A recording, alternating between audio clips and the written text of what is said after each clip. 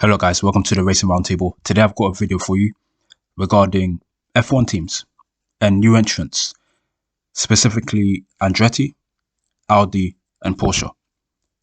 And this article in the race has basically stated what I was thinking for the past couple of days about F1 and its attitude towards Andretti, because F1 teams don't want Andretti in F1 unless they provide value.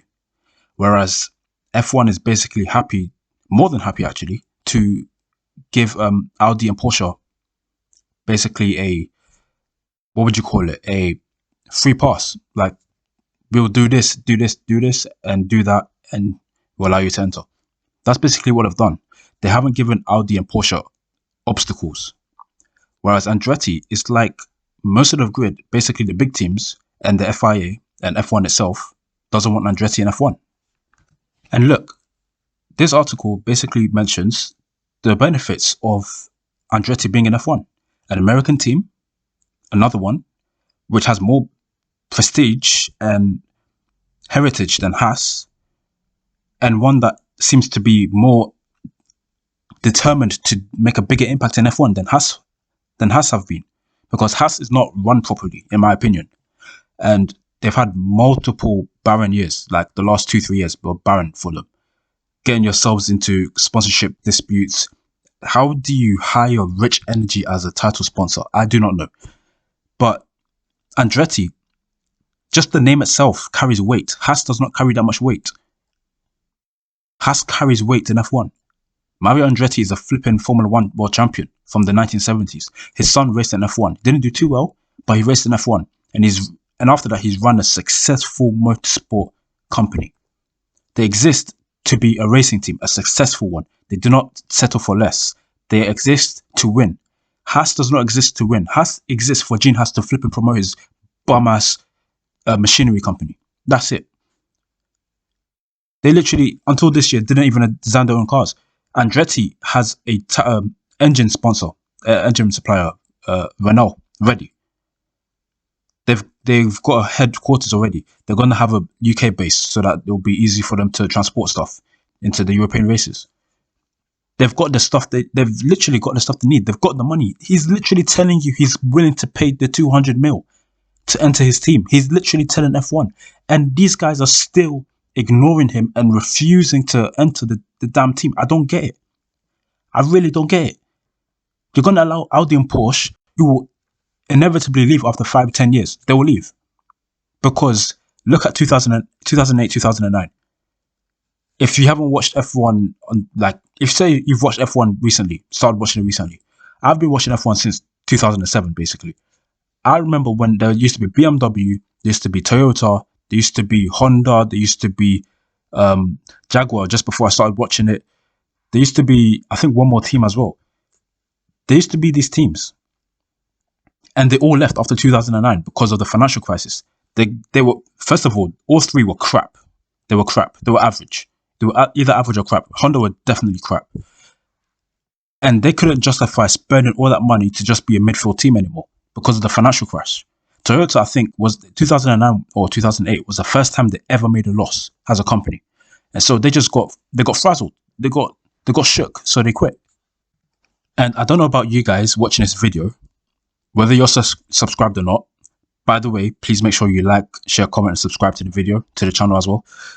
But I don't know what you guys think, but in my opinion, this is complete and utter BS. This is bullcrap.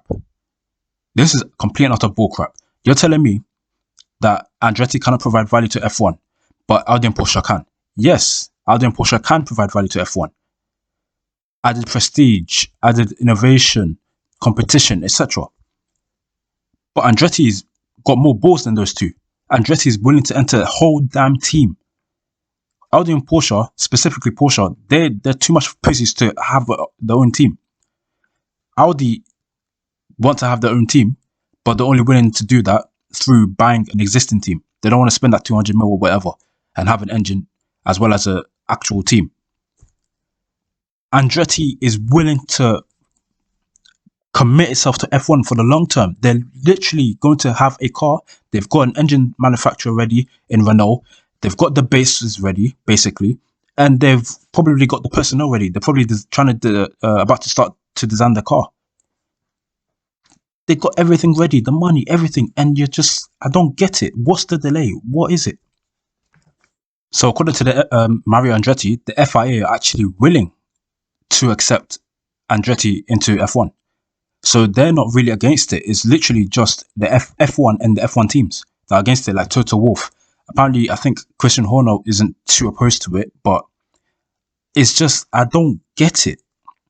Please, if you understand, please explain to me why you'd prefer two teams or two companies within the same group, by the way, to enter F1 only as engine manufacturers, giving them basically free will to just leave whenever they want, as opposed to an American team who've got absolute heritage in motorsport, not just F1, in motorsport.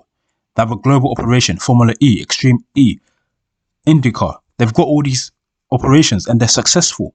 Why would you oppose that one against one where basically those two companies want F1 to bum lick them, basically? And as soon as their bums aren't being licked and they're turning into a trash team, they'll leave. Literally, that's plain and simple. All it takes is for their board to say, nah, we don't really fancy F1 anymore. We're spending too much money. Let's keep some in our own pockets and flip them off. That's literally what they'll do. And they'll do it without like any warning. Just like BMW, Toyota, Honda did. And Mario Andretti sums this up perfectly. We deserve more respect. They deserve more respect, plain and simple. Because as F1 fans, we want to see more teams. We want to see more drivers. It's been, I think the last time there was more than 20 cars on the grid was 2016. That was literally the last time. Ever since then, we've only had 20 cars, 20 drivers on the grid. 2010, we had 2010 and between 2010 and 2013, there were 24 cars on the grid. Although the last 9, sorry, bad maths. I'm a brick at maths, by the way. The last 6 were made up from the backmarkers. I don't think Andretti would be a backmarker. I think they'd be a decent team. Obviously, they need to acclimatize to F1, get that experience and stuff, get better. But I don't think they'd literally be a bum ass team. Even if they are, at least they tried. At least they made an effort. But look at Audi and Porsche. They're going to leave eventually. They're going to leave within like 5-10 years. They're only joining because they didn't want to spend too much money on the MGH. It's plain and simple. Andretti is in it to be in F1. It's like their final frontier, like the big daddy. That's what they want. Audi and Porsche, like, look at how long they competed at Le Mans for. And just, like I don't know. Like, I'm going to get a bit too angry at this, but they literally stayed at Le Mans and did a clean sweep. Many consecutive wins over there. And they didn't want the competitiveness. They're like, look, F1 is competitive. Mercedes, Ferrari, Honda / Red Bull. You have Renault now. It's only now are they coming in.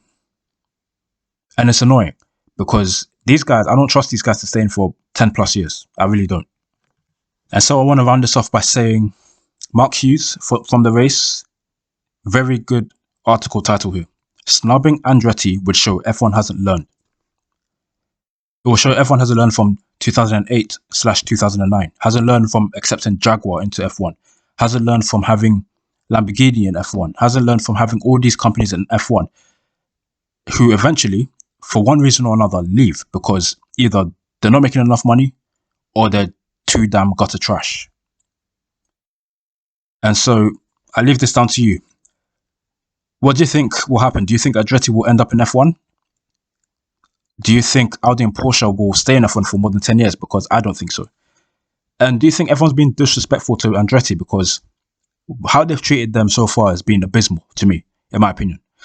So yeah, please like, share, comment, subscribe. If you have any video suggestions, let me know down in the comments. And thanks for watching. See you in the next video. Adios.